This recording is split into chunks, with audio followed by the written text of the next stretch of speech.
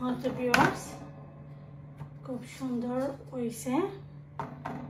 তো এটারে আমি খুব নাইস হইছে ভিউয়ার্স খুব সুন্দর হইছে কিন্তু আর এখন এটারে আমি আস্তে আস্তে সুন্দর করে ডিজাইন করব একটু ডেকোরেটিং করব বাচ্চার পছন্দ লাগে বাচ্চার সুন্দর লাগে তো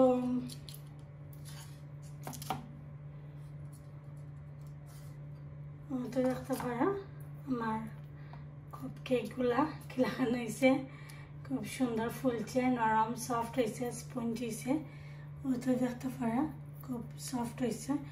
তো এখন এটারে আমি ট্রাই করবো